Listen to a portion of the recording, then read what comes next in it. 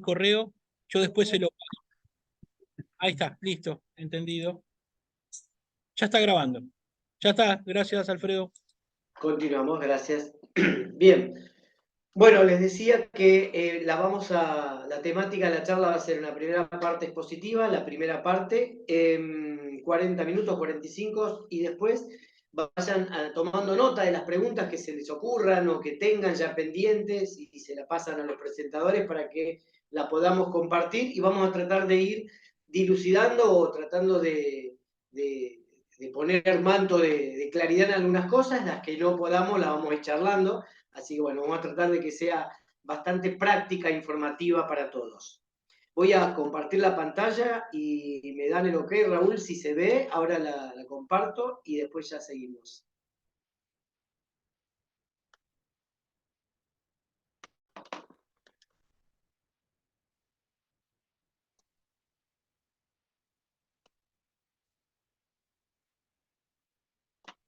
Perfecto, Alfredo, ¿Está se bien? ve. Muy bien, seguimos entonces. Bien, bueno, acá está la presentación de la ponencia que estamos pidiendo ahora. ¿Sí? Agradezco nuevamente el tema de la jornada por la invitación a las terceras jornadas de enfermería, fortaleciendo saberes para mejorar la calidad de los cuidados. Sé que ya están trabajando con este tema y bueno, todo lo que estamos viendo ahora va a aportar a este fortalecimiento del saber para poder obviamente brindar cuidados de calidad y sobre todo seguros, tanto para el paciente, tanto para el profesional que los realiza. ¿Sí? Entonces se hace seguro de las dos partes. ¿Sí? De dar a conocer los derechos que tiene esta persona y los cuales tiene que exigir, y del lado nuestro los derechos a poder trabajar de manera correcta y teniendo el saber y la capacidad necesaria para poder brindar el conocimiento. Bien, entonces, cuando hablamos de aspectos legales, que es el tema principal de la charla de hoy, uno se remite a una parte a una esfera, si quieren llamarla así, de la disciplina. Por ejemplo, cuando están viendo alguna rama específica de la enfermería, de la parte técnica, de la parte procedimental, viene la otra parte, que es la parte aspectos legales, la parte legal, ¿sí? Porque nosotros como profesionales de enfermería estamos regulados por un marco legal que nos determina lo que podemos hacer, lo que no podemos hacer y lo que tenemos prohibido realizar. Entonces, cuando uno se mete en el aspecto legal, empiezan a aparecer cosas que uno empieza a plantearse, ¿qué hago yo estudiando esto? Porque yo me dediqué a ser enfermero y me encuentro con un montón de cosas que quizás no estoy tan familiarizado. Por ejemplo, cuando uno empieza a hablar de los aspectos legales, va a empezar a aparecer por ahí la palabra Constitución Nacional Argentina, el derecho, la palabra ley o leyes, fuentes del derecho, jurisprudencia, artículos, normas, reglamentos. Entonces, si uno cuando va a estudiar enfermería tiene que saber de psicología, de clínica, de farmacología, y después de todo esto encima tenemos que conocer lo que es una ley, un artículo, una norma, un reglamento. Esto, la verdad que a mí me hace falta, es necesario que yo lo sepan, y la verdad que sí, porque el eje principal de cualquier disciplina profesional está cruzado transversalmente por la parte legal, porque dentro del marco legal hay una parte que es el derecho que tiene esa persona de exigir el derecho laboral mío y también la exigencia de la responsabilidad profesional. Entonces, estas partes que parecen muy engorrosas a la hora de leerlas y estudiarlas, porque cuando uno se pone a leer la ley, no hay que tratar de entender qué quiere decir, porque si no, cada uno entendería distinto y ejercería la profesión de manera distinta. La idea es que la ley ya está establecida de una manera y uno la tiene que cumplir. Entonces, fíjense acá en la parte superior izquierda, donde dice Constitución Nacional Argentina, nosotros como enfermeros la tenemos que conocer, pero como ciudadanos también. Esto se aprende en cuarto grado. De acá en adelante, la Constitución argentina la tenemos que ir incorporando en nuestra vida diaria, porque ahí está establecido, aparte de las autoridades de un país, los derechos y garantías que tenemos los ciudadanos de un país. Por eso es interesante e importante conocer. Entonces, a menos que le guste a alguno de ustedes la parte legal, las películas de abogados, las cuestiones así de leer mucho, uno, si esto no lo tiene claro, obviamente que lo más probable es que se frustre. perdón, porque en él se encuentra mucha lectura, muchas cosas engorrosas, palabras raras, palabras nuevas, y uno empieza a generarse problemas los cuales no está familiarizado, porque empiezan a aparecer palabras que no son comunes al lenguaje de los enfermeros, ¿sí? De una persona común ajena y de alguien que está en salud tampoco. Yo, ¿por qué tengo que conocer ciertas cosas de lo legal? Bueno, ahora a transcurrir las diapositivas vamos a ir viendo por qué es importante. Y cuando empezamos a aprender, y saliendo ya un poco de esta frustración y entendiendo la importancia de conocer la parte legal de una profesión, tenemos que empezar a ir un poquito para atrás de lo que es la disciplina enfermera, porque tenemos que conocer la parte estructural y la parte básica de un marco legal. Y acá es sumamente importante conocer esta pirámide, porque es la pirámide jurídica argentina. Esta es una pirámide que tiene el nombre de su creador. Su creador fue Hans Kelsen, que era un jurista astrohúngaro que allá en 1881, cuando nació, dedicó después toda su vida a la parte jurídica, y él estableció una cuestión de jerarquización de todas las normas. Había un montón de normas que se establecían en ese momento, y él decía, vamos a darle un ordenamiento, ¿cuál va primero? ¿Cuál tiene más peso que el otro? Entonces él creó una pirámide, por eso lleva su nombre, esta es la pirámide de Kelsen, en honor a Hans Kelsen. La pirámide kelsiana. Lo que establece esta pirámide es la jerarquización de todas esas normas. Entonces, ¿por qué es importante conocer esto? Porque acá me determina qué tiene más peso legal sobre otra razón de ser. Por ejemplo, la ley tiene más fuerza que la Constitución, un decreto tiene más fuerza que una resolución ministerial, un reglamento es más fuerte que una ley. Bueno, estas cosas que cuando uno trabaja no las tiene en cuenta, a la hora de ejercer una disciplina legal, la tiene que tener presente. Entonces, esta pirámide, como es una cuestión de jerarquización, establece que en la cima y en la cabecera, como ley suprema, está la Constitución Nacional Argentina. ¿Qué quiere decir esto? Que nada de lo que está acá adentro se puede contrariar. Los estamentos legales que están por debajo no puede ir en contra de la Constitución. Y así es una cuestión escalonada. Ningún escaloncito puede ir en contra del que está arriba, ¿sí? Va al revés, el de arriba tiene más peso legal con respecto al otro. Fíjense que en esta pirámide tenemos en la cima la Constitución, después vienen las leyes, los códigos civil y penal, los decretos, las resoluciones ministeriales, ordenanzas, ahí la pueden leer. Yo le voy a tratar de dar ejemplos para que lo vayamos entendiendo. Muchas veces cuando uno trabaja en donde yo trabajo en mi hospital, el intendente del municipio dijo tal cosa. ¿Tengo que cumplirla? Y tengo que cumplir porque soy empleado del municipio. Ahora, depende de lo que me diga. Si me dice que el enfermero tiene que hacer tareas que no son de la enfermería, ahí estamos en un problema. Porque por más que el intendente a mí me lo decrete, porque es mi empleador, no puede ir en contra de lo que dice algo que está por arriba de un decreto municipal que dice que es la ley. La ley está por arriba. Entonces la ley, vieron que acá está pintada de distinto color. ¿Por qué? Porque los enfermeros estamos regulados por una ley, que es la ley del ejercicio. Y esto es importante conocer, porque a la hora de ejercer, cuando uno desconoce la ley, no encontramos muchos problemas, porque le vamos a hacer caso a lo que diga el intendente municipal, a lo que diga el director del hospital, que si bien es el patrón, pónganle así, en ese momento, él no puede ir en contra de lo que es una ley del ejercicio, que tiene otro peso constitucional, ¿sí? Bueno, en este ordenamiento, fíjense, acá el último dice orden emanada de autoridad competente, que tiene un cierto peso en la pirámide. No es que no. Un ejemplo, el director de un hospital es una autoridad competente. Esto ya pasó hace muchos años en la provincia de Buenos Aires, cuando no había mucho profesional de enfermería y había mucho auxiliar. Entonces él dijo, yo como autoridad competente del hospital autorizo, bajo un escrito, que los auxiliares de enfermería hagan la tarea de los enfermeros. Muy buena voluntad del médico que estaba ocupando el cargo de director, pero pusieron leyes. Él no puede ir en contra de lo que dice la ley del ejercicio, que está allá arriba, que dice que hay dos niveles. Uno es el auxiliar, que hace ciertas competencias, y el otro es el profesional, que tiene otras competencias e incumbencias. ¿Se entiende? Ahora, acá hubo un problema en ese momento. Primero, el desconocimiento del director. Y segundo, el auxiliar de enfermería que dijo, a mí me dijo el director que lo haga y él es el director y puede decirme lo que yo haga. Ese es otro problema, porque como enfermero o como auxiliar no se puede desconocer lo que la ley del ejercicio dice. Hay un principio establecido en la parte jurídica, un principio del derecho que dice que no se puede aducir desconocimiento para no cumplir una ley. ¿Sí? Al contrario, eso es agravante. Yo, enfermero, no puedo desconocer lo que dice mi ley. Por eso es importante conocer la parte jurídica y la parte legal. Bien, le voy a hacer una pregunta que no me la van a responder porque no vamos a poder hacer este intercambio, pero para que la piensen. ¿Recuerdan en qué año se modificó por última vez la Constitución Nacional Argentina?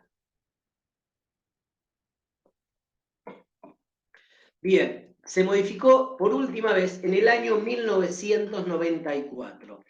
¿Por qué es importante conocer esto como enfermero? Yo soy enfermero, vuelvo a repetir lo mismo. ¿Para qué me sirve conocer este cambio? Porque el año 94, nuestro país, ¿qué hizo? Adhiere a los pactos internacionales y dentro de esos pactos están los derechos del paciente, los derechos humanos, los derechos del niño. ¿Y qué significa adherir? Le da el mismo peso, fíjense, constitucional. Si dijimos que la Constitución es lo más sagrado y nada lo puede contradecir, si estos derechos internacionales tienen el mismo peso constitucional, aplica para la misma manera. Ningún marco que está establecido en esta pirámide por debajo puede contradecir a los derechos internacionales.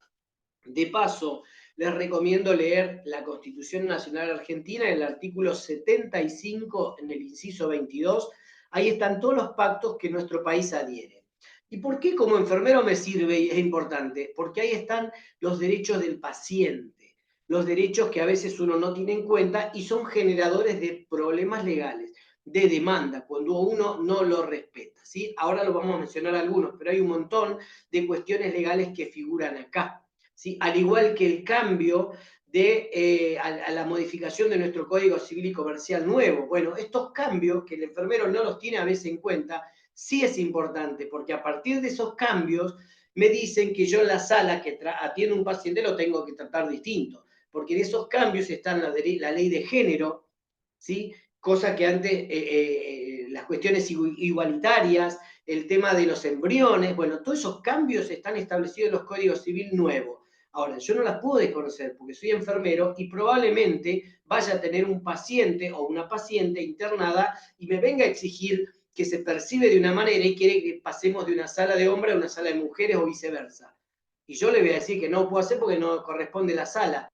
Y me voy a poner probablemente a discutir si desconozco el marco legal. Pero teniendo en cuenta la ley, voy a respetar el derecho, esa percepción que tiene, porque ya hay una ley que dice que tengo que respetar y yo tengo que cumplir con ese marco legal. Y aparte, porque obviamente eso va a ser una modificación en la discusión. Ya no voy a discutir por eso, sino respetar la decisión del paciente. Bien, entonces, esta pirámide que mencionamos recién marca la estructura legal. Habíamos mencionado recién que la palabrita ley estaba marcada en otro color, porque nosotros los enfermeros estamos regulados por una ley, que es la ley del ejercicio. Entonces es importante saber qué es una ley. ¿Sí? Simplemente lo vamos a recordar. La ley es una disposición que emana de un órgano legislativo del Estado, que sería en este caso el poder legislativo, que es el que lo genera, y que tiene una función, que regula y ordena la convivencia de un determinado lugar. Pero más allá de la definición de la ley, es importante conocer la característica principal que tiene una ley, que tiene la característica de ser general, que quiere decir que la ley es para todos, no es para unos sí, para otros no, y que tiene como característica también sobresaliente es que es obligatoria. ¿Y qué quiere decir que la ley es obligatoria? Que aquel que no la cumpla es pasible de ser sancionado. ¿Sí? Entonces, por eso es importante, la ley se va a sancionar cuando no se cumple. Ejemplo, acá donde ustedes están ahora en este ambiente, hay un cartel que dice ley número tanto, prohibido fumar. ¿Qué quiere decir? Que la ley esa me dice que yo no puedo fumar. Si yo me pongo a fumar, estoy contrariando la ley. Y como no la respeto, soy pasible de ser sancionado. Ahora, la pregunta sería, ¿puedo ir preso por ponerme a fumar? Y la respuesta lógica sería, depende de dónde fume. Si fumo en un aula, no voy a ir preso. Probablemente sea una contravención, llamado a atención, una multa. Ahora, si voy a la estación de servicio, cargo combustible, tiro la colilla de cigarrillo, volamos todo por el aire, murió la gente y probablemente vaya preso. Aplica también para la tarea de los enfermeros diariamente. Ahora la vamos a ver. Los registros de enfermería están insertos en la ley del ejercicio. La ley de los enfermeros nos obliga a hacer los registros de enfermería. Si yo no hago un registro, ¿soy pasible de ser sancionado? Sí. Por ejemplo, hoy me olvidé, trabajé a la mañana, me fui a mi casa, me olvidé de hacer la evolución de enfermería. ¿Qué hago? Llamo a mi compañero, le digo, me olvidé de evolucionar, déjame un espacio que mañana voy. Ahora vamos a ver que eso no corresponde, porque hay que hacerlo en el momento que corresponda. Ahora, ¿puedo ir preso por no hacer el registro? Y uno diría, y no, preso no. Vuelvo a repetir, depende. Si el paciente se murió y no hay nada escrito, y las cosas se complican, porque hay una omisión desde lo jurídico que se llama omisión de registrar o omisión de denunciar, cuando uno no escribe. Cuando se pierde la historia clínica es algo grave. ¿Podemos ir preso? Y podemos ir preso. Y nosotros los enfermeros estamos cada vez más involucrados porque al tener ley somos responsables de nuestros actos y el Estado lo sabe y también nos busca a nosotros, no solo al médico, y va a pedir respuesta. Ahora se lo vamos a mostrar igual en una diapositiva. Bien, por eso es importante conocer la ley. Otra pregunta para que la piensen, la voy a decir yo. ¿En qué año se sancionó la ley de enfermería a nivel nacional? En el año 1991, los enfermeros, todo lo tenemos que saber, porque estamos hablando de nuestro marco legal. Antes del año 91, los enfermeros estábamos dentro de otra ley. ¿Se acuerdan de qué ley estoy hablando? ¿Qué ley nos tutelaba a los enfermeros antes de la ley de enfermería? Estábamos insertos dentro de la ley de medicina, que es la ley 17.132, del ejercicio de la medicina y de la odontología. Había un artículo, un par de artículos, que decía actividades de colaboración, y ahí estábamos los enfermeros, las parteras, los radiólogos, técnicos de laboratorio. Había una serie, una lista de profesiones que éramos colaboradores del médico, ¿sí? Entonces, ¿esto qué significaba? Que el médico era el que tomaba la decisión y yo lo que hacía era responsabilidad del médico porque él era mi tutor dentro de la parte legal de la profesión. Yo colaboraba y ahí aparece la célebre frase de que los enfermeros somos la mano derecha en los ojos del médico porque éramos colaboradores. ¿Está? A partir de que se sanciona nuestra ley en el año 1991, ¿qué ley se sanciona? La del ejercicio a nivel nacional, que es la ley 24.004. Esa es la ley nacional, de jurisdicción nacional. ¿Qué se establece en esta ley cuando se sanciona? Se definen las incumbencias de la profesión y se proporciona el marco legal. O sea, ¿qué puedo hacer? ¿Qué no puedo hacer? ¿Y qué tengo prohibido? Eso es lo que determina la ley del ejercicio. ¿Y qué concede a los enfermeros, a diferencia de alguna otra ley? Les concede la autonomía y la libertad, el libre ejercicio profesional. ¿Y qué significan estas dos palabras que están remarcadas? Soy autónomo, yo decido qué hacer a través de mi criterio por mi libre ejercicio. ¿Y de qué hablamos cuando hablamos del libre ejercicio? Libertad de pensamiento, de discernir. Y esto se traduce a que el Estado me va a decir, a ver, ¿usted por qué lo hizo? Me lo dijo fulano de tal. Y usted no tiene criterio, usted con una profesión usted es profesional autónomo, tiene la libertad de decir estoy de acuerdo, no estoy de acuerdo, me parece que está bien, me parece que está mal. Me puedo oponer porque tengo autonomía. Con el fundamento correcto, yo me puedo oponer, ¿sí? Pero usted hay que conocerlo, no es que viene el médico mañana y me dice, por más que se lo firmen, esto se hace, yo me hago responsable, no. Si yo como enfermero creo que no corresponde, no lo voy a hacer, porque mi autonomía no determina esa oposición o esa opresión directa que había antes. Hoy yo me puedo negar a realizar un montón de actividades, siempre y cuando tenga el criterio necesario. Y esta libertad y autonomía, ¿dónde se traduce? Se traduce en el piso, en la sala, en el hospital, en la ambulancia, donde sea, porque yo ya tengo autonomía. cuando se sancionó la ley del ejercicio en el año 91, se trabajó mucho en esta ley. Hubo muchos colegas que empujaron para que salga y dijeron, ya está, no queremos pertenecer más a la ley de medicina, somos profesionales que estamos creciendo, queremos tener nuestra propia ley. El Estado que dijo, muy bien, quieren su ley, yo se las doy. Ahora háganse cargo de los actos que signifiquen su tarea.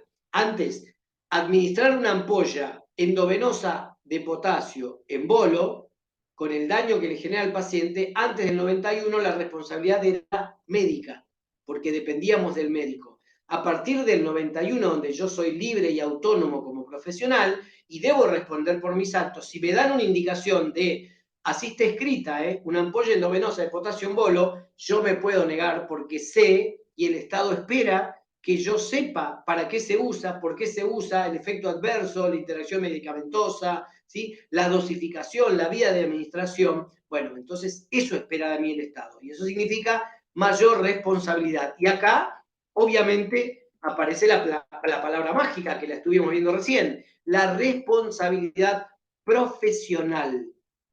Es la que determina hacerse cargo, ser responsable dentro de una profesión.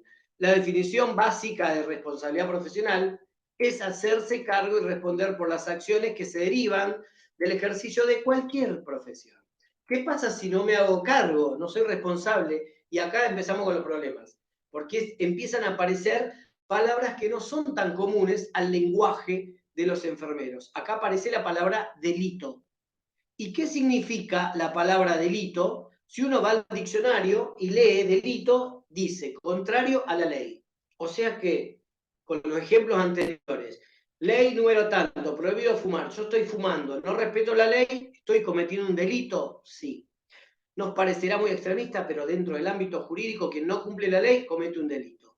Pasemos al ejemplo de la enfermería. El enfermero que no hizo el registro. La ley de enfermería dice que yo tengo que registrar por obligación, porque me lo pide mi ley. Si yo no hago el registro, estoy cometiendo un delito. ¿Sí? Ahora, uno podrá pensar lo que le decía recién. No es muy extremista. Cometí un delito porque hice el registro de enfermería. Bueno, cuando venga una demanda, el abogado va a poner esa parte, esa frase. Se lo imputa por el delito de la omisión del registro, por el delito de omitir denunciar, por el delito de sustracción de prueba. La palabra delito es muy familiar en el ámbito jurídico. Entonces, para nosotros los enfermeros no es tan común, pero hay que tenerla presente, que cuando uno hace las cosas que están marcadas por la ley, la palabra principal es delito. Y este delito, ¿cómo se lo determina para que lo vayamos diferenciando mejor? De dos maneras principales. Delitos dolosos y delitos culposos. Fíjense que, vuelvo a repetir, que yo qué tengo que ver con los delitos dolosos y culposos. Cuando yo ejerzo una profesión y hago algo mal y debo responder por mi acto, ahí se va a ver si lo hice a propósito o lo hice sin querer. Y eso les aseguro que disminuye la pena o la sanción. Fíjense, delito, o sea, contrario a la ley. Culposo, la culposidad viene de la culpa. La culpa es la madre de la negligencia, la impericia, la iatrogenia, la imprudencia, la inobservancia. Se llama delito culposo. Es un delito, se deriva del daño que se genera sin intención de hacerlo.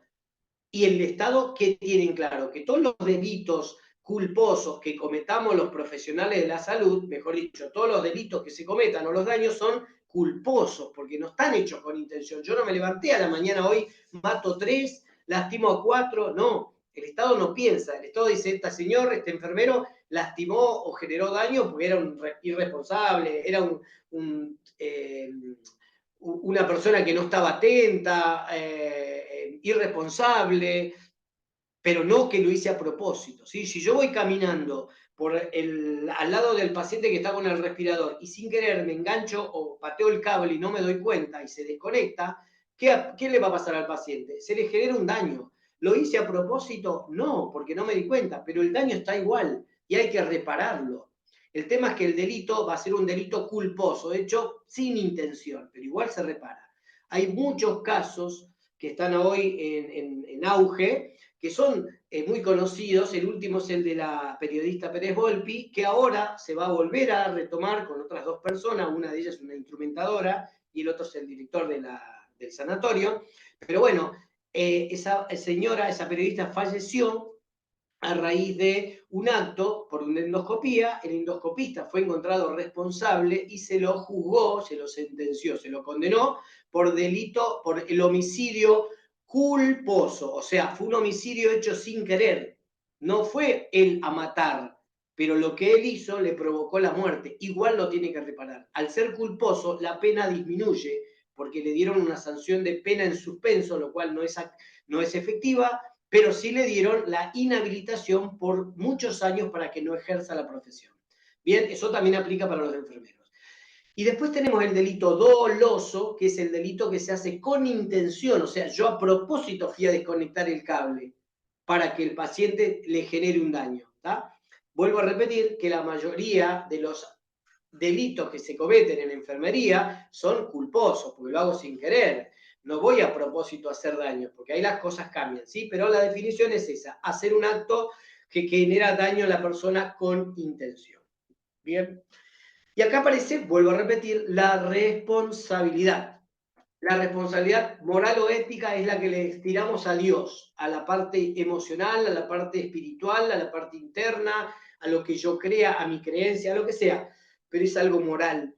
¿Sí? Si yo hay algo que no hago, la parte moral o ética me va a decir internamente si a la noche yo puedo dormir o no, y no va a pasar de eso. Ahora, la responsabilidad jurídica es otra cosa, cuando ya aparece el hombre con las normas legales, y ahí las situaciones se establecen de dos maneras distintas, y aparece la responsabilidad civil a través del Código Civil y Comercial y la responsabilidad penal. Bien, hay otras responsabilidades que ahora vamos a ver, como es la administrativa, pero la principal que vamos a ver es la civil y la penal. El Código Civil y Comercial establece que todo el que ejecuta un acto que genera daño en la persona lo debe reparar. Ese daño, ¿cómo se repara en el ámbito civil? De manera pecuniaria, con plata, económica. Y la responsabilidad penal lo establece el Código Penal, donde se establece la pena de prisión, o sea, o la inhabilitación del ejercicio profesional a través de la inhabilitación de la matrícula para ejercer la disciplina. O, acá no hay pena de muerte en nuestro país, pero lo más sagrado después de la vida es la libertad del ser humano. Entonces sí se puede establecer la pena de prisión. Dependiendo del acto que se genere, podemos ir a llegar a generar un tema que podemos ir a prisión. Ahora, yo di recién el ejemplo del delito doloso, que son hechos aquellos que se realizan con intención de daño. Dijimos que el personal de salud obviamente que no lo hace a propósito, pero hay un acto que hacemos los profesionales de la salud que hay que tener en cuenta y hay que tener cuidado y puede dar lugar a hacer algo doloso. Ejemplo, ustedes habrán visto que en muchos lados profesionales de la salud se van de la institución laboral a su casa o a otro trabajo de uniforme, con la ropa de trabajo, ¿sí? Ahora, por distintas situaciones, ahí hay dos problemas. Uno es el tema infectológico, que no lo vamos a hablar en esta oportunidad porque no es mi tema, pero de la otra parte sí vamos a hablar, el tema de la responsabilidad. Ejemplo, salgo de una institución y me voy a mi casa, me voy a otro trabajo de uniforme blanco porque estoy trabajando y voy caminando por la calle. En el trayecto hay una persona que se cae delante mío o cerca mío. Entonces yo cuando la veo que se está cayendo ya empiezo a pensar cualquier cosa, pues digo, me voy a tener que quedar, voy a tener que asistir, voy a tener que acompañar, y si le pasa algo puedo estar metido en un problema legal. Bueno, yo tengo dos opciones para hacer ahí. ¿Qué espera de mí el Estado? Porque sabe que yo tengo el saber del cuidado. El Estado espera que yo parezca Superman, me saque la chaqueta y corra y diga, córranse que soy enfermero, vengo a ayudar. Eso espera el Estado de mí. Ahora, puede pasar dos cosas, que yo haga eso o que me vaya para otro lado, donde no me vea nadie. Si nadie me ve y yo me fui y no ayudé, va a aparecer la responsabilidad moral que vimos recién. A la noche voy a decir yo, mi conciencia, ¿podré dormir o no? Pobre, ¿qué le habrá pasado a esa persona que yo no ayudé? Pero va a pasar por una cuestión ética, moral, de mi cabeza, mi conciencia. Ahora, si alguien me ve que yo me fui y no asistí, ahí hay otro problema y aparece la responsabilidad jurídica.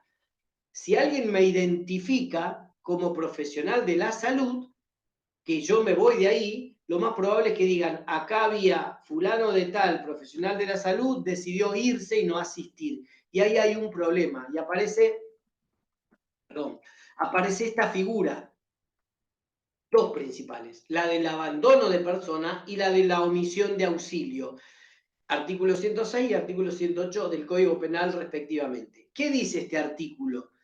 Ahí tenemos la obligatoriedad, ciertas profesiones u oficios de la asistencia. O sea, yo, enfermero, tengo la obligación de asistir. Eso lo dice el Código Penal. Teniendo el saber, debo asistir ante cualquier requerimiento. Yo no puedo decir, no, yo trabajo 6 a 14, lo que pase de las 15 en adelante no hay problema. Ojo con eso, porque a veces uno actúa que no me va a pasar nada porque yo no estoy trabajando, pero yo tengo el saber las 24 horas y el Estado va a buscar eso. Había una persona en condición de inferioridad que corría riesgo de vida y el enfermero o el médico decidió no asistir y ahí puede caberle la pena de abandono de persona o de omisión de auxilio, ¿sí?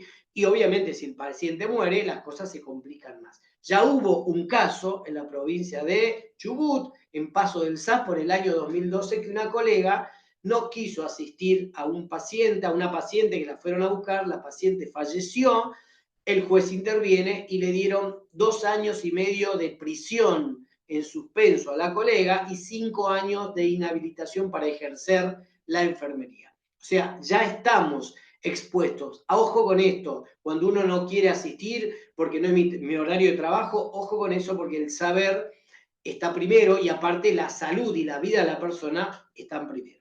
Bien, recién hablamos de la reparación del daño, de los tipos de responsabilidades, y acá entran cómo se repara el daño. Dijimos recién que estaba el Código Civil y el Código Penal, y vamos a ver cómo se repara el daño en las distintas áreas. Por ejemplo, en el área administrativa, este daño se repara con o a través de una suspensión de días, de tareas, de actividades, la inhabilitación del ejercicio, de la matrícula, de mis tareas o la destitución, me echaron.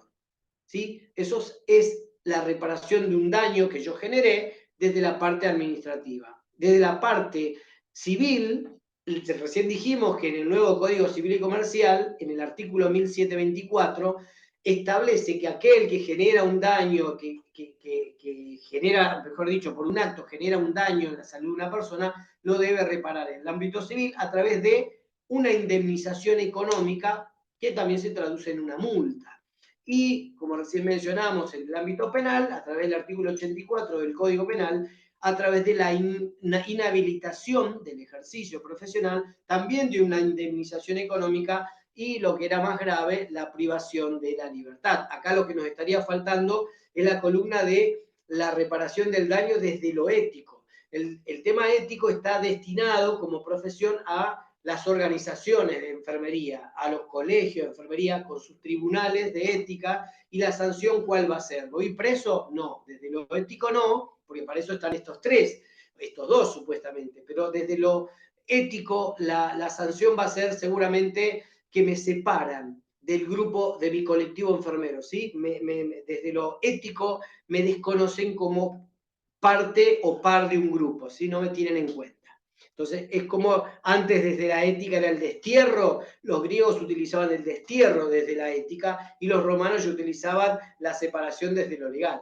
Bueno, nosotros nos quedó el tema ético relacionado con la parte griega. Entonces, desde la profesión, los tribunales de ética nos separan del colectivo enfermero. No vamos a ir presos, pero sí desde la parte ética nos separan. Bien, ustedes dirán, ¿qué tendrá que ver esta imagen de un hospital y un avión? Bueno, esto cuando hablamos de responsabilidades es porque se generan un montón de cosas en un hospital y hay mucho riesgo. Acá hay algo en común, riesgo. ¿Sí? La Organización Mundial de la Salud en el año 2011 estableció a través de un documento que era más seguro subirse a un avión que ingresar a un hospital. ¿Por qué dijo esto? Porque las estadísticas así lo marcaban. Los aviones no se caen cada 2 minutos. Sin embargo, en un estudio de Estados Unidos en el año 2010, establecía un porcentaje altísimo de daños a las personas que iban a atenderse en un hospital. Una persona, y lo vemos donde trabajamos nosotros. acá en nuestro país. Una persona que se va a ver al servicio de traumatología, como pasó en un hospital de Capital Federal, lo mandaron después del traumatólogo a hacerse una radiografía, subió al ascensor, se le cayó el ascensor. O sea, esa persona que entró por un problema, por una lesión ósea, terminó en terapia intensiva con un traumatismo. O pacientes que se tienen que operar de una pierna y lo operan de la otra. O pacientes que se caen de la cama, que no tienen las barandas, que la camilla no anda, que la medicación fue equivocada, que se cambiaron las pulseras, los bebés equivocados. Bueno, hay un sinfín de situaciones que se dan en una institución hospitalaria. Y este hospital, este estudio en el año 2010, se hizo en Estados Unidos y hablaba de una elevada número de fallecidos por estos incidentes que se daban con la seguridad. Por eso se trabaja hoy con la seguridad. Y estamos hablando de Estados Unidos, que se supone que es un lugar seguro. Imagínense donde no hay ni estadísticas, si no es seguro, obviamente que esto se da. Y acá aparece el dibujo del avión, porque el avión tiene muchos chequeos previos, cada paso que se da, para tratar de minimizar el error. Nosotros cuando estudiamos sabemos que cuando hay que medicar a un paciente empezamos con los 5 correctos, hoy son como 15, ¿sí? Pero los básicos era el paciente correcto, la medicación correcta, la dosis correcta, la vía correcta, la hora correcta. ¿Cuántas veces nosotros agarramos un medicamento, vamos y lo administramos? Nos tomamos el trabajo de mirar si es eso, por más que ahí diga Regliberan, vemos si realmente es Regliberan, por ahí se mezcló el cajón. Eso pasa, bueno, no hacemos eso, uno se confía de más. Bueno, falla que el checklist, el chequeo, el control previo, y eso genera mucha lesión en las personas. Y acá aparecen las demandas a los enfermeros.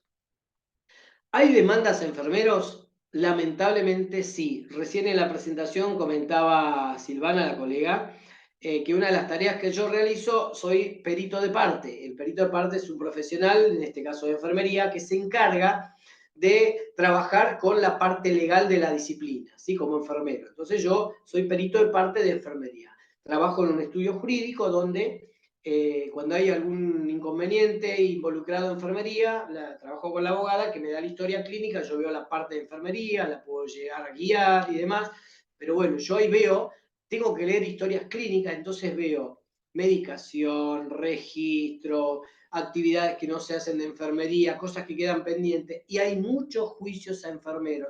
De hecho, también les comento que en estos días se retoma o se inicia el juicio por el caso Maradona, ¿recuerdan el caso Maradona? Y hay 3 colegas enfermeros implicados en este tema de demanda. Entonces, están complicados los colegas y están involucrados y están imputados. Entonces tendrán que ver y de declarar y con sus abogados, bueno, ya se meten en un mundo que no es familiar para la mayoría de los enfermeros, pero viene la parte jurídica, los abogados, los juicios, las demandas, los peritos, los estudios, los careos, bueno, hay un montón de situaciones, las presentaciones, bueno, todo eso es consecuencia muchas veces de situaciones que a veces uno no la tiene en cuenta. Y una, por decirles una de tantas, el enfermero, tenemos que cambiar el chip. Nosotros como enfermeros siempre fue primero está el paciente y después está el resto. O sea, primero lo atiendo al señor y si tengo tiempo escribo. Cuando sabemos que el registro es sumamente importante, es tan importante como a la atención al paciente.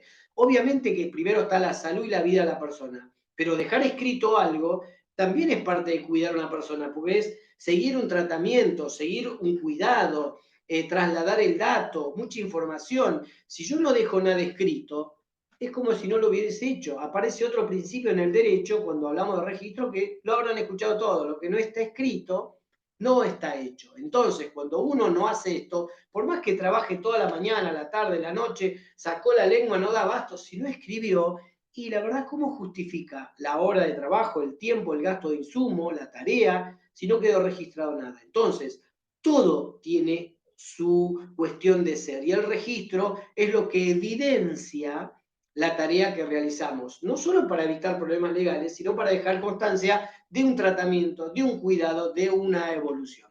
Y eso está establecido también en la norma legal. Cuando esto no pasa, aparecen estas situaciones. Vuelvo a repetir, muchos juicios cada vez más a enfermería, y cuando yo puedo ver una historia clínica, a veces me doy cuenta que es tan sencillo modificar algo, porque aparece turno mañana, por ejemplo, de 6 a 14 horas, y adentro de eso hay una narración, sin horario, sin la letra que sea clara, no es objetivo, y ahí aparecen las características de cómo debe ser un registro. Pero digo, no es una narración, los registros tienen características, se hacen de determinada forma. Cuando yo estudié, como algunos de ustedes, no me enseñaron qué escribir, pero sí nos enseñan cómo deben ser los registros, objetivos, legibles, actualizados, cronológicos. Bueno, esa es lo que me da a mí la pauta para yo hacer un registro adecuado, porque estoy dejando constancia de manera objetiva de lo que le está pasando a la persona, cómo evolucionó. Si yo no le escribo, la verdad que se hace difícil. Vuelvo con lo anterior, cada vez hay más juicios de enfermeros. Causas, un montón. Yo puse solo algunas para que veamos.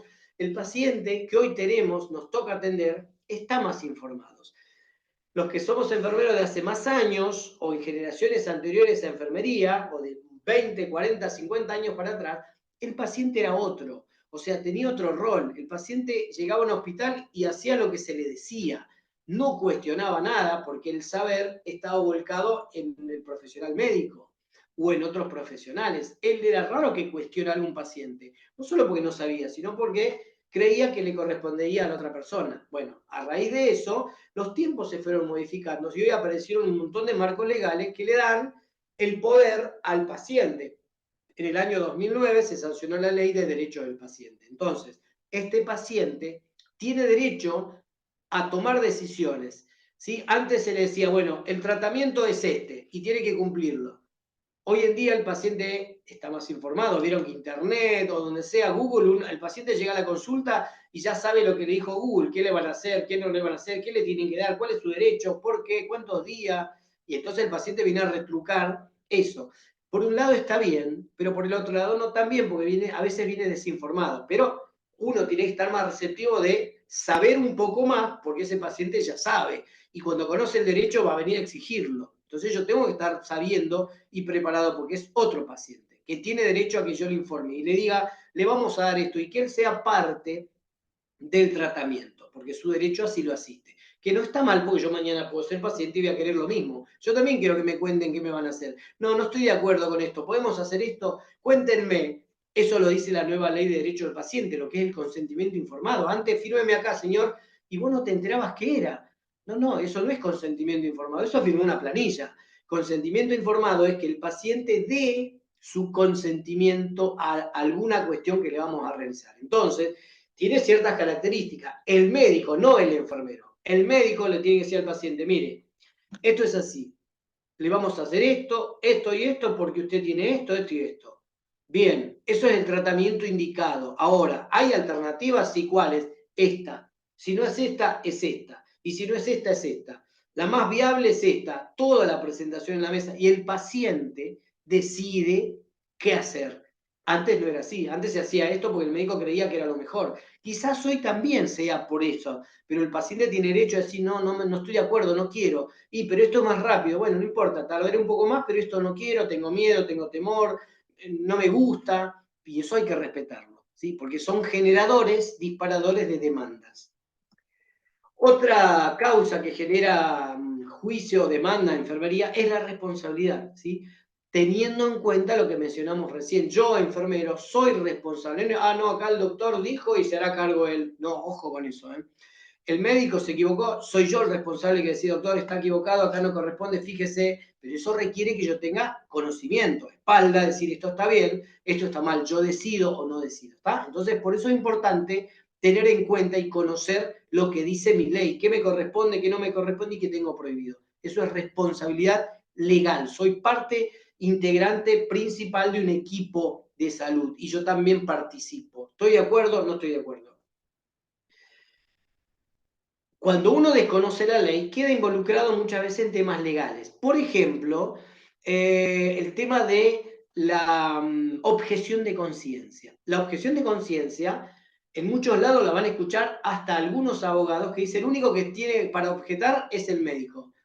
No, no es así. Sin embargo, en muchos lados lo toman así. Ahora, yo, enfermero que conozco mi ley dice, la ley nacional, en el artículo 9, en el inciso C, que yo tengo derecho a no estar de acuerdo con algo y a oponerme a realizar maniobras o actividades que vayan en contra de mis principios, pero me tengo que conocer la ley. Entonces yo no estoy de acuerdo con esto, no quiero ser parte y me opongo. Soy objetor. La ley de objeción dice, para ser objetor usted tiene que hacer una nota, elevarla a su institución diciendo, pero eso hay que conocerlo. No nos van a venir a decir probablemente, eso habla de mi responsabilidad profesional, pero eso también a la larga determina que yo conozco mis derechos y los voy a exigir. Como enfermero me puedo negar a realizar algo. También debo tener en cuenta que me puedo negar siempre y cuando no corra riesgo de vida a la paciente o el paciente, ¿sí? Bien, pero a mí me asiste la ley, entonces lo puedo aplicar. No es que no se aplica porque el enfermero no entra, no, no. La norma dice que todo el que participa del evento y que toma una decisión determinada puede ser objetor. No la señora que da turno, la técnica, porque ella no está en una... Pero yo sí que estoy administrándole el medicamento, que estoy en el quirófano, haciendo un legrado, lo que fuere. Yo me puedo oponer y objetar. Otra causa es la complejidad de los cuidados, ¿sí? Eso demanda que yo esté más preparado. No puedo estar hace 10 años en un servicio y desconozco de qué se trata. Yo estoy acá porque soy antiguo, pero no sé cómo se hace. Se supone que el más antiguo tiene más manejo, más saber por la experiencia, pero a veces lamentablemente no pasa. No pasa porque, no me explicaron, no me enseñaron, no me capacitaron. Recuerden que la ley de enfermería dice que capacitarse es un derecho mío y una obligación. Entonces, si no me capacitan, es mi obligación capacitarme. Otra causa, ya lo dije recién con la Organización Mundial de la Salud, en el año 2007 estableció que somos un recurso crítico a nivel mundial los enfermeros. Y está programado o pronosticado para el año 2030 que va a haber muchas bajas en enfermería porque se va a jubilar y no es una profesión que todo el mundo quiere estudiar. Entonces, estamos en problema, cada vez va a haber menos recurso humano. ¿Y eso qué significa? Mayor trabajo, pocos enfermeros con muchos pacientes y son generadores de demanda, de conflictos. Y sobre todo, otra causa que es la principal, cuando uno desconoce la ley propia. Si yo como enfermero no sé lo que dice mi ley, estamos en un problema, porque eso habla de desconocer mi ley. Yo no puedo salir a trabajar y ¿qué vas a hacer? No sé si me corresponde o no me corresponde. Si uno conoce el marco legal, sabe lo que le corresponde y sabe lo que no. Cuando uno no lo conoce, hace cosas que no tiene que hacer. Y esos son generadores de temas legales y de demandas sobre todo, ¿verdad? Y hablando de demandas, cuando uno habla de estas cuestiones, también tiene que hacer mención que dentro del abanico de tantas demandas que pueda haber o que si las puede clasificar una demanda por esto, por esto, por esto, hay dos grandes grupos que son los que generan demanda. Por ejemplo, el tema de la medicación. La medicación es un grupo importante que genera mucha demanda contra enfermería porque la dosis no era la correcta, el paciente equivocado, no era el horario, le pasé la mitad de la dosis, le pasé sobredosis. Bueno, el efecto adverso que yo no sabía, bueno, esto es un generador tremendo de demandas. Y otro gran grupo que genera demandas es el tema de los registros, ¿sí? El tema de registro, que parece algo tan sencillo, es mucho más generador o a la par del otro, ¿sí? Porque uno queda siempre expuesto cuando hace o no hace, y si hace algo, cómo lo hace, y si escribe, que es otro gran problema, cómo escribe la letra legible, es un grave problema, y esos son generadores de demanda. Ejemplos, el tema de registro, los registros, si tenemos que dar una definición sencilla, ¿no? De libro y demás, es todo acto o es un soporte documental donde queda recogida toda la información que obtenemos a través de la atención de una persona. Eso podría ser la definición de un registro. ¿Y qué finalidad persigue hacer un registro? Va a depender del área para lo cual yo me desempeñe. Si soy el enfermero de la sala, ¿cuál es la finalidad de mi registro? La que mencioné, dejar constancia escrita de la persona que yo atendí, cómo estuvo, si comió, se levantó, si se medicó, si mejoró, el tratamiento. Si yo soy el jefe de la unidad, no es tan directa hacia los pacientes, es un poco más amplia el registro del jefe, es saber los pedidos del servicio, cuánto personal tengo, las patologías prevalentes, los horarios de visita, los insumos, bueno, es más amplio la finalidad. Si yo soy el jefe del departamento de enfermería, mi registro como enfermero es más macro. Lo mío es más establecido a la parte estadística, los girocama, la estadística en cuanto al recurso humano que tengo, el ausentismo del personal, bueno, todo eso habla de la finalidad. Dependiendo del área de trabajo, el registro cambia la finalidad, pero coincide en que siempre hay que dejar constancia de la actividad que uno realiza. ¿Qué dice la ley sobre los registros?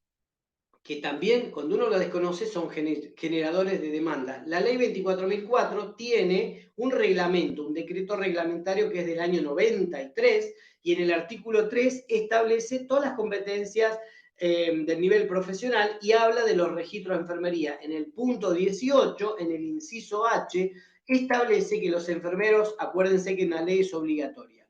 Entonces, la ley a mí, como enfermero, me obliga a observar, a evaluar y a registrar los signos y síntomas que presentan los pacientes, decidiendo las acciones de enfermería. O sea, si el médico no me pone control de signo por turno, no es que yo no lo tengo que hacer. La ley mía de enfermería me lo obliga a registrar los signos. No tengo que esperar, es algo de la autonomía profesional.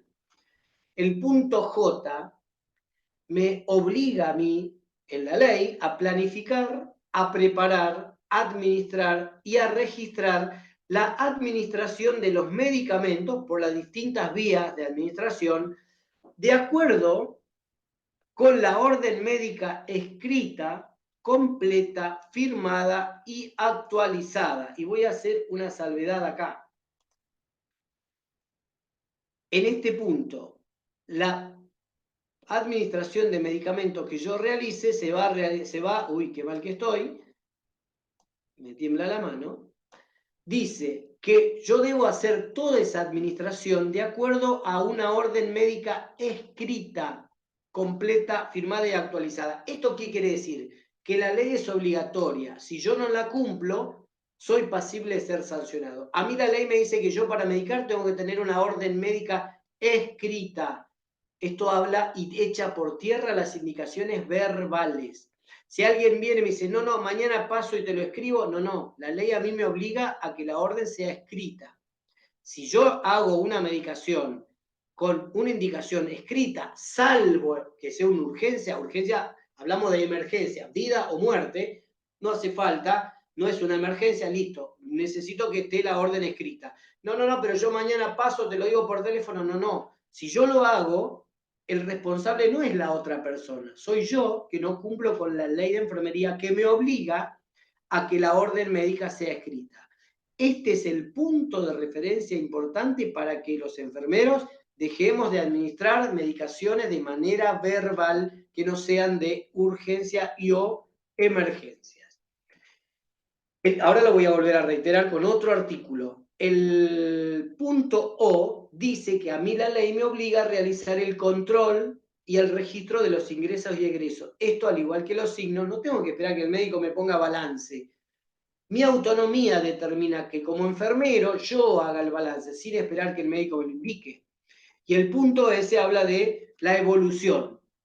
La ley me obliga a evolucionar. Si yo no evoluciono, no cumplo con la ley. Este es el ejemplo que les di hace un rato. ¿Puedo ir preso por no evolucionar? Y depende si el paciente se murió. No hay nada escrito, es como si no lo hubiese hecho, como si no lo atendí.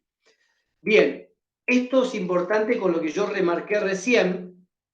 Acuérdense, de acuerdo con la indicación médica verbal. ¿Por qué es escrita? ¿Por qué lo remarqué? ¿Y por qué puse este artículo? Porque el médico también en su ley de medicina, él sabe que hacer una prescripción médica, como está acá abajo, dice las prescripciones, esto es para el médico, y o recetas deberán ser manuscritas, en este caso estamos hablando de la ley que se sancionó en el 67, obviamente que también puede ser informatizada, pero dice que tienen que ser formuladas en castellano, fechadas y firmadas. O sea, si el médico hace una indicación verbal, él también está infringiendo su ley, porque su ley dice, usted tiene que prescribir, doctor, bien, escrito. Nada de por teléfono verbal, tiene que ser escrita, acá está. Entonces tenemos doble ley que nos dice que la indicación tiene que ser escrita, la de enfermería y la ley de medicina que también le dice al médico que tiene que hacer una indicación escrita. Dos ejemplos. ya para ir cerrando, con respecto a el tema de la medicación. Esto es un caso que pasó hace unos años en la provincia de Buenos Aires de una demanda para con un enfermero.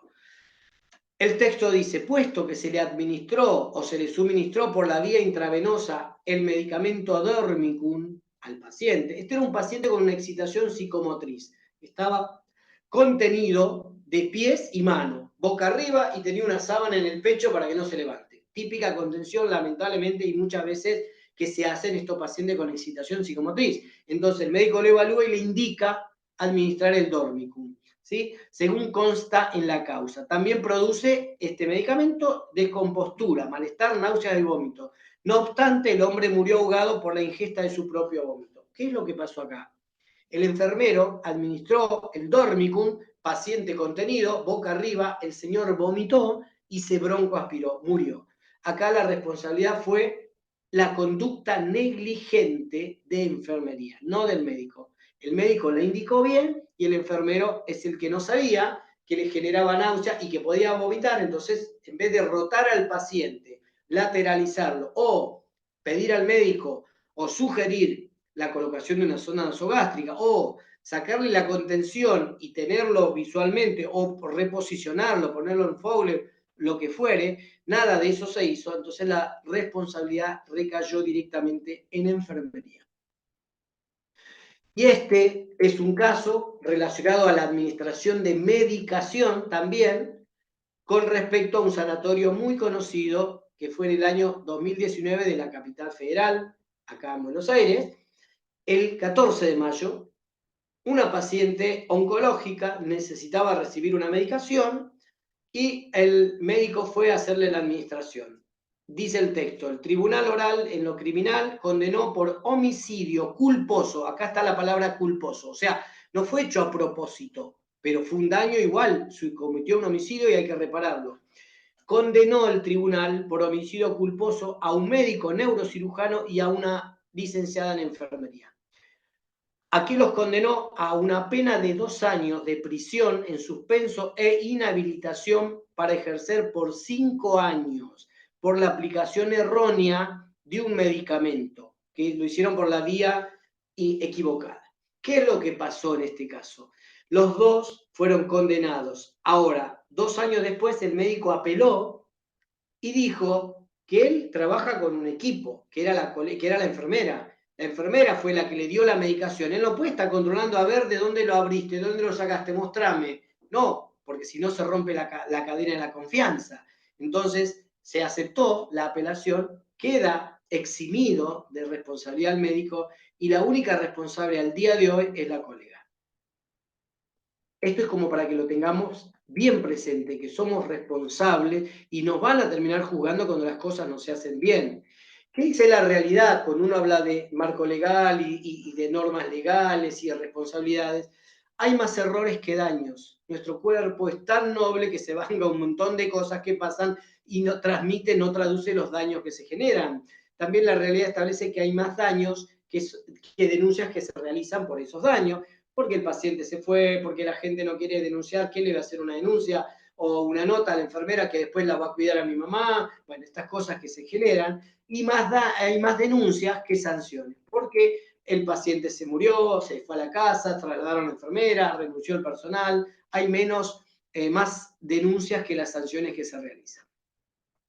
Bien, como conclusiones del tema principal de la charla de hoy, es que entendamos la responsabilidad que tiene ejercer la enfermería. No cualquiera puede hacer enfermería, ¿sí? Lo que implica la profesión y de lo que se desprende. Si bien cualquiera puede ir a ver a una persona, atender y a dar una inyección, el tema pasa por la responsabilidad, porque un profesional responde por el acto de la profesión y la disciplina. Esto hay que tenerlo en cuenta. La ley lo reconoce. ¿Y esto cuándo se ve? Cuando hay una demanda. Uno cree que no nos tienen en cuenta, que no nos quieren, que no nos consideran, pero cuando hay un tema legal, la ley está presente y está de nuestro lado. Nos dice, ustedes son profesionales, ¿por qué no se negaron? No, bueno, porque en realidad yo no sabía. Bueno, ese es un problema nuestro que desconocemos de estas cuestiones. Entonces, a tener en cuenta, somos un rol súper importante dentro del equipo de salud, somos protagonistas de toda esta tarea. Hay que empezar a ocupar los cargos que correspondan, los roles, pero esto significa capacitación, conocimiento y asumir responsabilidades,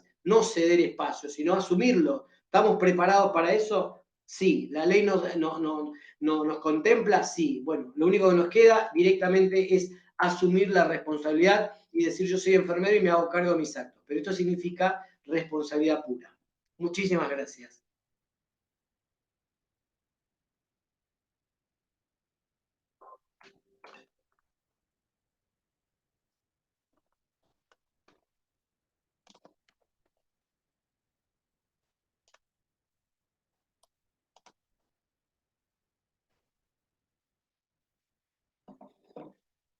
Alfredo, ahí vamos a consultar las preguntas. ¿Cómo no?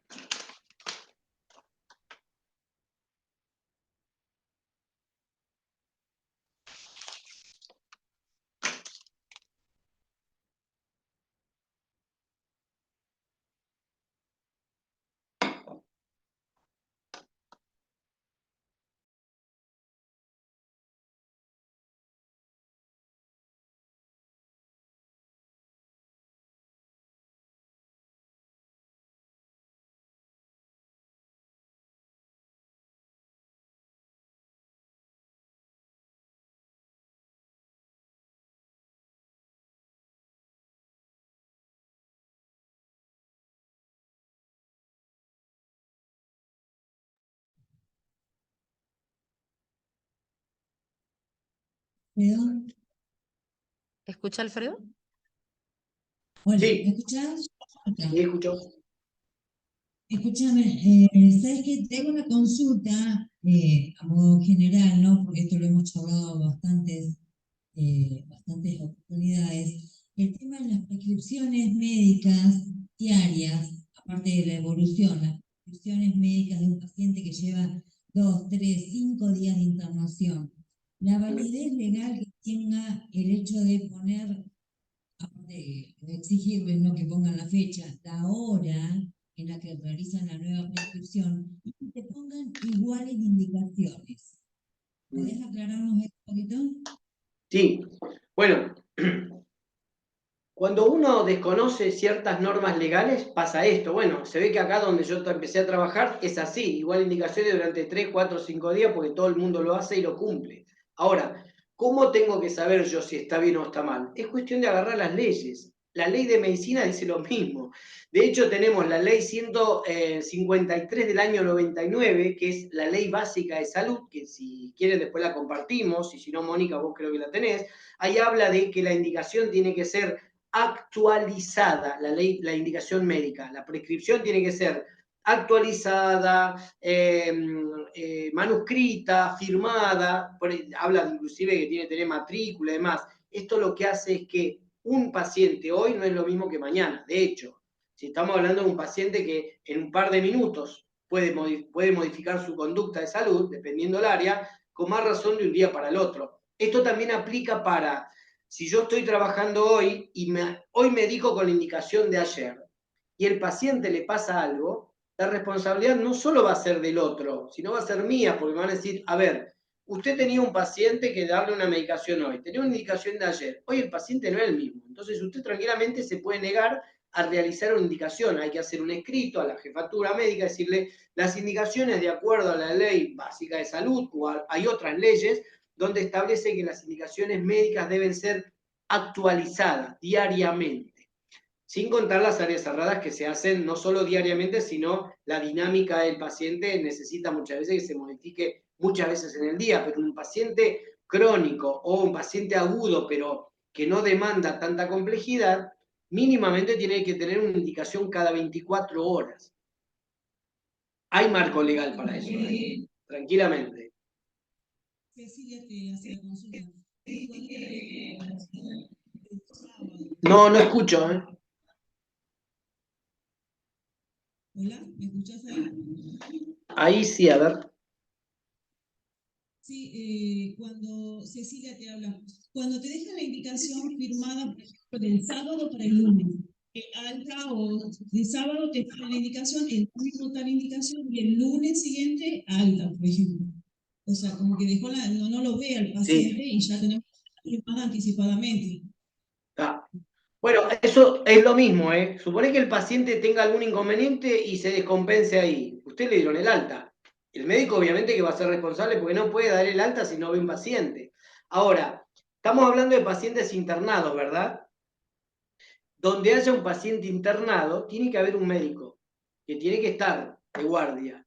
No puede ser que no haya médicos. Entonces, por ahí no está el médico de planta y queda el médico de guardia. Entonces será tarea del médico de guardia de hacer la indicación. Mañana yo voy y le digo, doctor, ¿usted está de guardia? Sí, bueno, mire, tengo las indicaciones que actualizar de todos los pacientes. Ah, no, yo no, porque estoy de guardia. Bueno, mire, yo le avisé.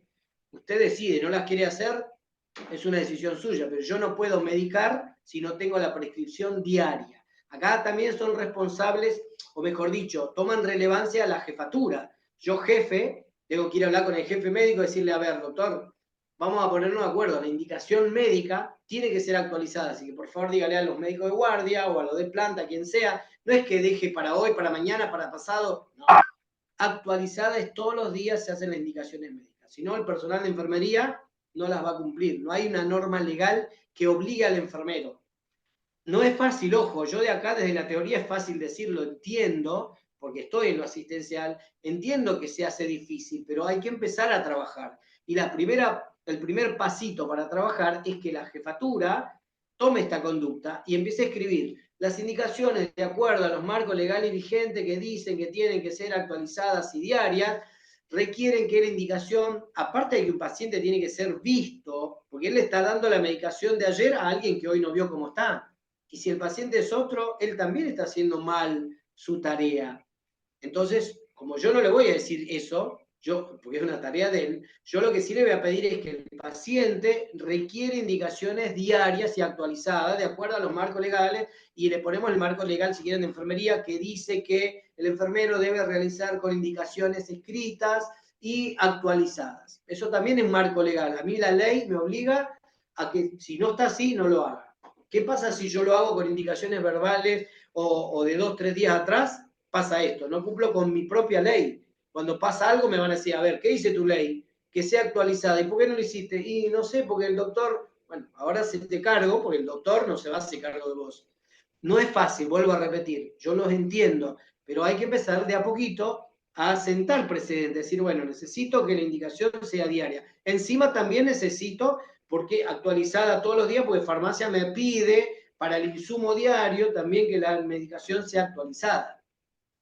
Hay marco legal para hacerlo, pero bueno, hay que empezar a tomar la decisión de no hacer más verbales o indicaciones viejas, porque ya un paciente de un día para el otro que no fue visto puede tener un montón de modificaciones. Imagínate que vos tenés que dar acenocumarol, el Sintrom, porque el paciente está en rango de anticoagulación. Vos le das mañana y pasado mañana el rango que tenía hace 2 días.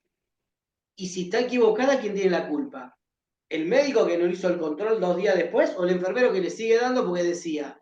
Iba a decir, a ver, usted enfermero, ¿qué criterio tiene? ¿Le sigue dando? ¿Pasó un mes y usted le sigue dando?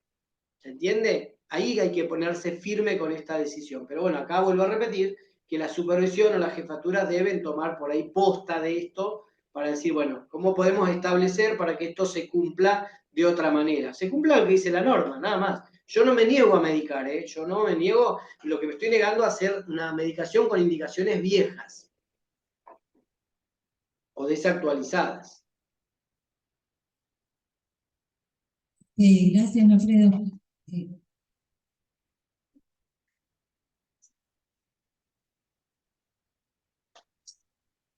Alfredo, la misma consulta que hemos charlado también, report versus hoja de enfermería, eso legal de cada uno. Bien. Todo documento donde quede consignado algo del paciente tiene relevancia legal. El cuadernito donde va al laboratorio, eso es un documento legal. El cuadernito donde llevo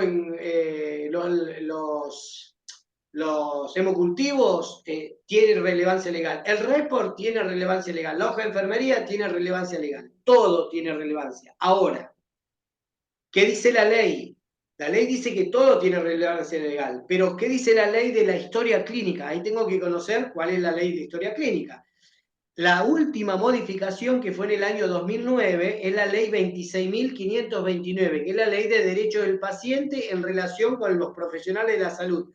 Ese es el texto. Es la ley de derecho del paciente, historia clínica y consentimiento informado. Cuando habla de la historia clínica, que si no me equivoco habla del artículo 12 en adelante, dice, la historia clínica es aquel documento que debe ser cronológico, foliado, actualizado, y bueno, hace la definición. Y dice también que tiene que estar compuesta por determinados protocolos. Por ejemplo, tiene que tener la hoja de anamnesis, la indicación médica, los protocolos quirúrgicos, la hoja de la dieta, las hojas de interconsulta y planillas de enfermería, dice la ley. Planilla de enfermería, no dice report, dice planilla de enfermería. Entonces, vamos a la sala. Yo escribo en la hoja de enfermería y en el report. En el report, cuando el paciente se va, ¿qué hago con el report? ¿Lo meto dentro de la historia clínica? No, porque no entra y aparte ahí hay un montón de datos. Entonces, ¿qué dice la ley? Que tiene que ir hoja de enfermería. Entonces, yo tengo en la sala el report y la hoja de enfermería. Los dos son documentos legales, pero ¿cuál va a la historia clínica? La hoja de enfermería, porque eso dice textual. Entonces, yo todo lo que escribo a un paciente en la hoja de enfermería, la prescripción, la evolución, el balance, la medicación, a la hoja. El paciente se va de alta, agarro la hoja, la pongo en la historia y se fue. El report queda en el servicio. ¿Qué puedo poner en el report? Seguramente va a servir de dato administrativo. ¿Cuántos pacientes había tal día? ¿Cuántos enfermeros? ¿Quiénes eran los enfermeros? Las novedades del servicio. Lo administrativo, pero todo lo que concierne a la evolución del paciente va a la hoja de enfermería. En muchos lados sé que le piden al enfermero que escriba en los dos lugares. ¿Sí? Eso es duplicar el dato, y la verdad que no está bueno. Primero porque se pierde información, porque no es que pongo la mitad acá y la mitad allá, no. La ley dice historia clínica, hoja de enfermería. En el report, ¿qué quiero poner? ¿Qué paciente estaba internado? Por ejemplo, hoy, 11 de octubre, estaba internado en la cama 1 el señor fulano de tal, con diagnóstico de tal cosa. Y punto. Algo administrativo. La evolución del paciente es confidencial en un documento que va en la historia clínica, que es la hoja de enfermería. Eso no hay mucho, eso es fácil de resolver. No sé si a ustedes les está pasando que les obligan a hacer así el uso del report, o cómo lo están haciendo. No, en el caso que estábamos planteando acá en el grupo, no es que nos obligan a hacerlo, sino que a veces, ¿viste? Es una cuestión de usos y costumbres, ¿viste? Como siempre se hizo así, y lo mismo que escribimos en la hoja de enfermería, lo mismo escribimos en el cuaderno de novedades, y a su vez, esto lo Está. he ya, y otra vez, lo mismo hacemos el pase de novedades en una pizarra, y lo mismo hacemos la ronda de sala presentando paciente por paciente. Entonces vos pasás la información de cada paciente 4 veces y termina siendo bastante engorroso. No, mirá, ya sabemos que la ley te exige solo un documento que es la historia clínica. Desde lo administrativo, el report sirve, porque es un dato importante, pero no dupliquemos el dato. Primero, porque es más trabajo. Segundo, porque estás dejando información en un servicio de otros pacientes que ya se fueron y que debieran estar confidencialmente guardadas. Y están ahí a la vista para que uno la lea. Vos agarraste aburrido y a ver, hace un mes tuvo el señor Pérez, que, ¿me entendés? Eso es confidencial. Entonces eso va en la historia clínica, se cierra y punto. El pase de guardia y demás, sí, uno lo tiene como para apuntar, para tener en cuenta, o la pizarra, pero no dupliquen el dato, primero porque es más trabajo, y segundo, la ley no los obliga. Ok, gracias.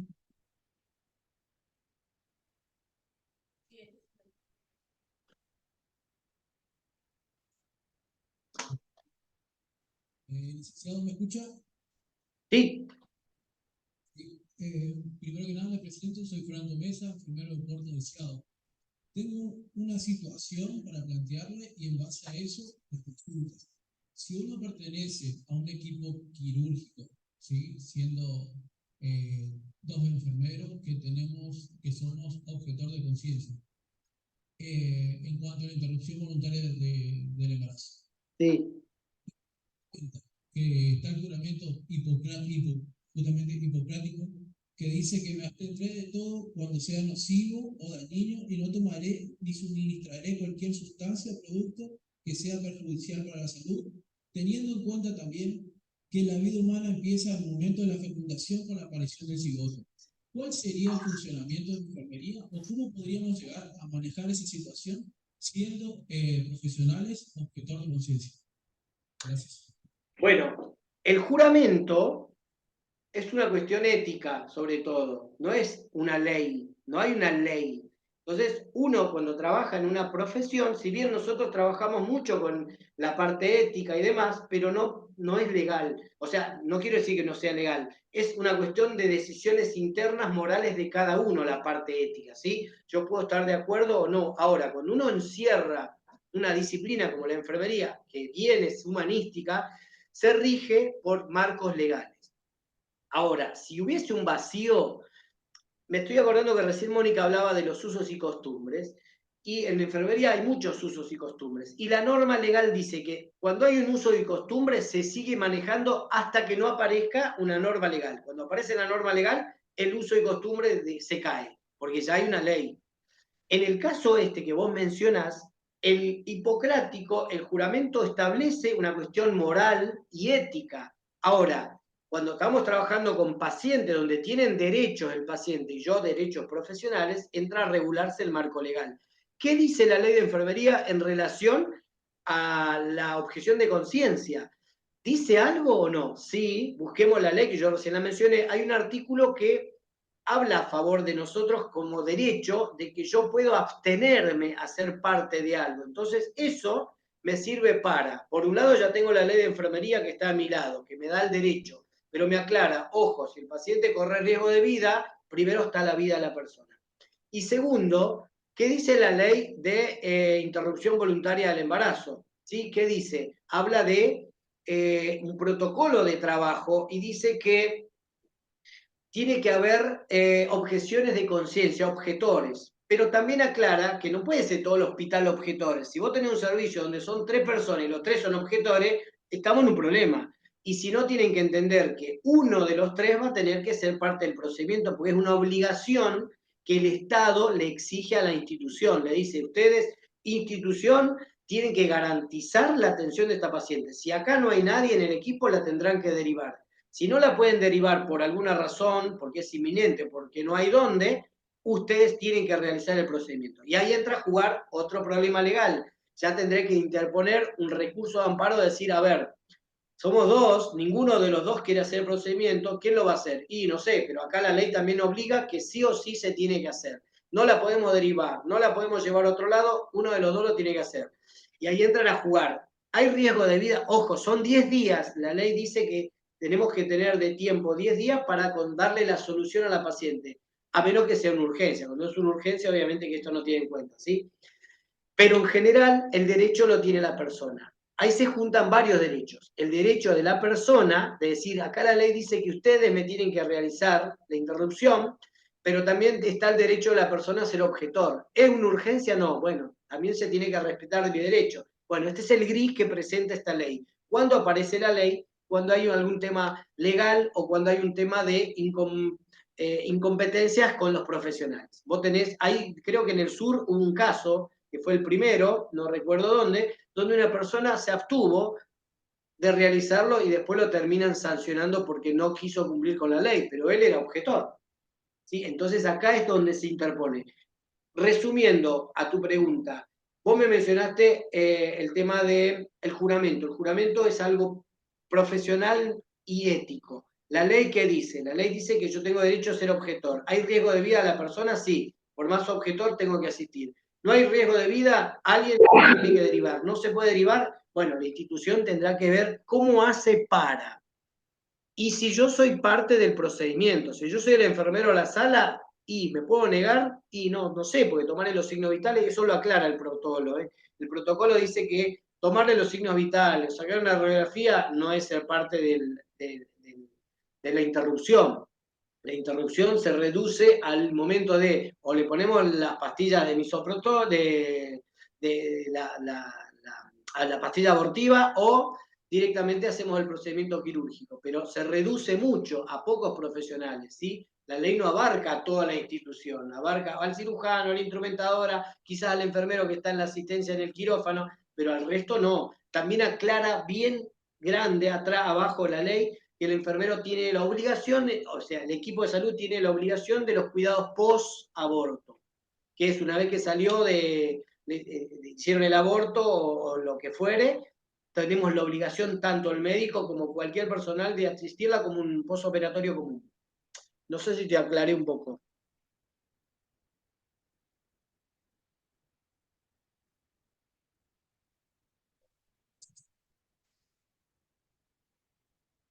Aclarado, licenciado. Muchas gracias. Hay 2 preguntas más y cerramos. Bien. Hola, Alfredo, Ricardo, ¿cómo andás? ¿Me escuchas bien? Sí, ahí estoy, a ver. Tengo una indicación médica que hablamos un ratito atrás.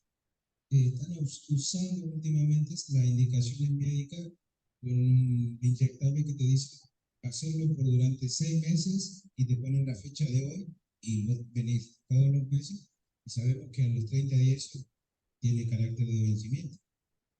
¿Cómo hacemos? ¿Seguimos haciendo caso a la indicación o directamente en la primera aplicación le tenemos a la indicación médica? Mirá, eso que vos decís se ve mucho, son tratamientos prolongados, pero para los tratamientos prolongados siempre hay un gris. El gris es este. Viene con una ordencita que vino el primer día y dice administrarla este mes, pero la indicación es vieja.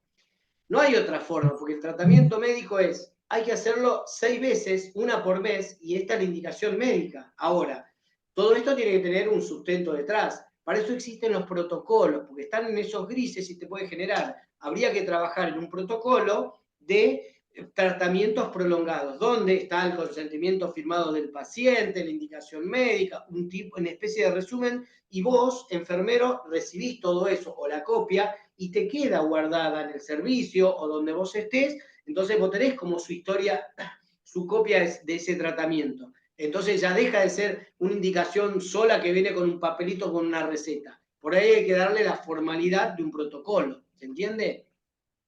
Este del lado del médico, el médico te va a decir, pero ¿y cómo hago? Yo te pongo una por mes, no hay otra forma, y te la firmo, salvo que todos los meses vaya, pida la consulta y haga una nueva, sí, que eso a veces se hace y a veces no, pero la otra forma de solucionarlo es armar un protocolo que se está utilizando así como yo te digo, hacer todo un protocolo de tratamiento prolongado, y entonces el paciente ya no viene con la ordencita sola, sino viene con todo eso, o a vos, servicio de X lugar, este es el protocolo con todos los datos del paciente. Entonces vos ya no es un paciente aislado, es un paciente que vos tenés la historia clínica de ese paciente. De eso hay que hablarlo, si no hay que armarlo. Sí, yo la verdad tenemos problemas con esa indicación que son los anticonceptivos, más que nada, la parte ginecológica, los médicos ginecólogos indican eso. Yo sé que los tratamientos, por ejemplo, con un paciente con artritis, sí, yo interpreto que sí, es correcto que nosotros indique una sola vez, porque sabemos que son tantas cantidades, sabemos que la caja de la medicación trae tanta medicación, entonces nosotros podemos respetar eso, que no va a pasar el mes. ¿Entendés? Y sin embargo, con la indicación del ginecólogo te dice por 6 meses. Hay algo que no se escucha abajo, ya hay algo que yo no estoy entendiendo de lo que me explicás. Sé que el ginecólogo le pone la medicación, pero ¿cuándo se vence? Esa parte no entendí. Lo escuché, no lo entendí. ¿Me escuchas ahí? A ver, dale. ¿Me escuchas? Sí, a ver. La indicación del anticonceptivo, Alfredo. Sí. El médico dice que el anticonceptivo generalmente se hace todos los meses, pero ellos te lo indican una sola vez en una indicación por 6 meses, que es diferente a un tratamiento de una artritis que sabemos que puede durar 10 días. Ya te entendí. Sí, sí, no, ahí tenés razón, ahí tenés razón. Medicaciones que son mensuales porque el tratamiento es mensual, tiene que tener una indicación mensual. No es ponerle todos los meses un anticonceptivo. ¿Tá? Eso sí. Es más, hay anticonceptivos que no requieren una indicación médica. Directamente la paciente va, que debería. ¿Cuántas veces pacientes que le dan el anticonceptivo va a la farmacia, compra la medicación y llega al consultorio y se lo aplica a la misma farmacéutica? pero lo lógico sería que la paciente tenga una prescripción por cada indicación, porque el médico debería tener un control de esa paciente, no es de por vida va a tener cada 6 meses, sino todos los meses debería tener una evaluación para decir, a ver, puede haber pasado un montón de cosas con esa paciente en 30 días. Te puede decir, sí, es un anticonceptivo que no hace nada, como las pastillas orales. ¿Sí? Las pacientes son generalmente de venta libre y son generalmente de automedicación. Lo que pasa es que el inyectable no se la puede medicar.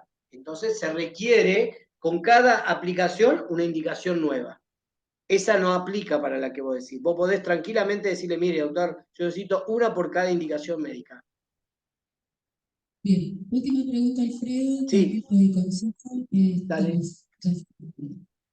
Sí, porque se va a cortar.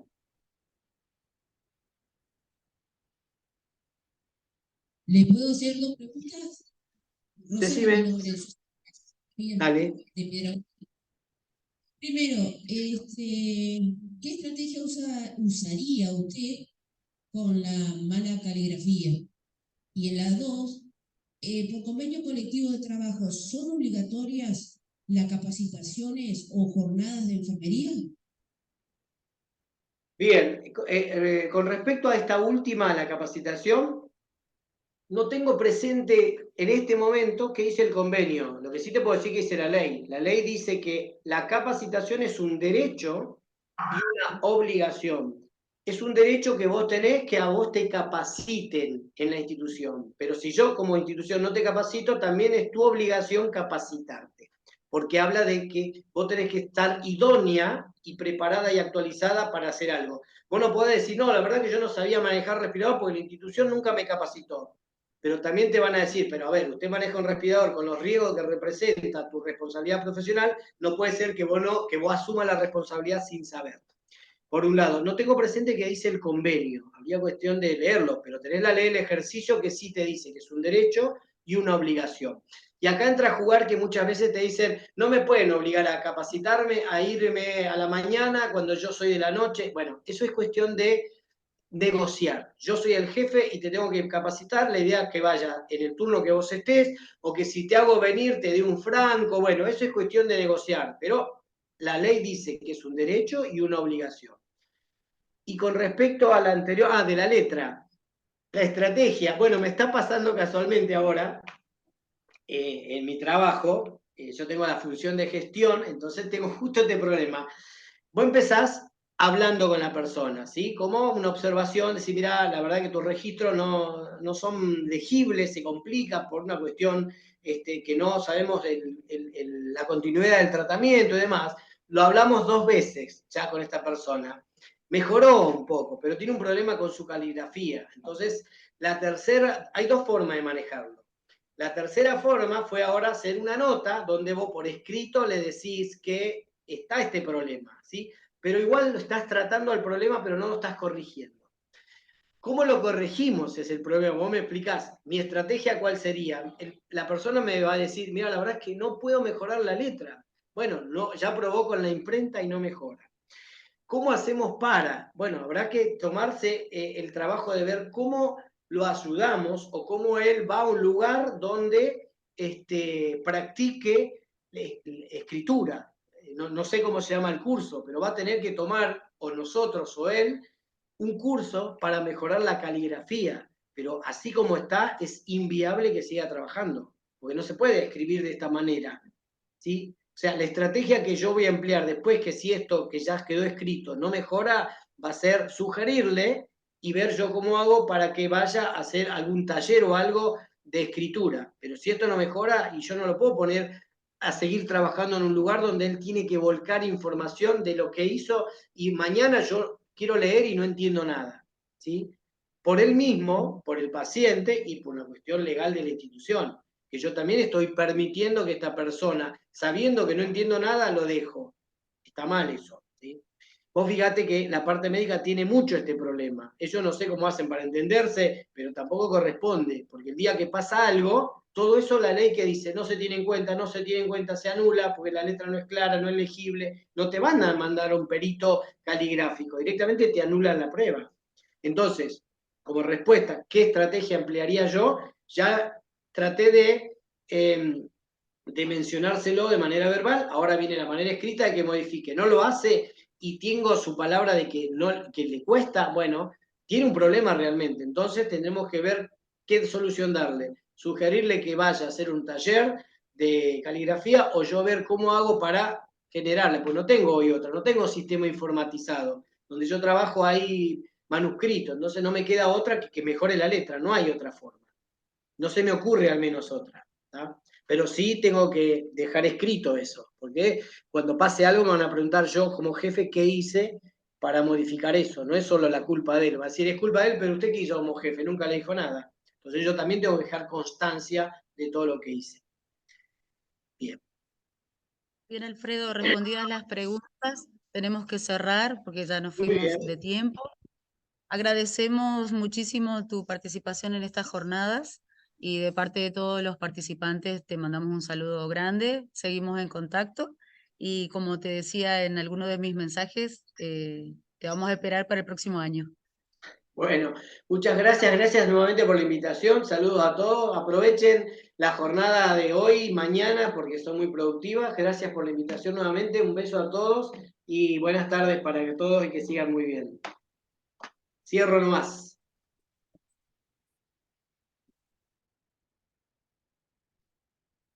Si sabíamos, íbamos a ponerlos a los tres en el mismo paquete. Hablábamos hoy con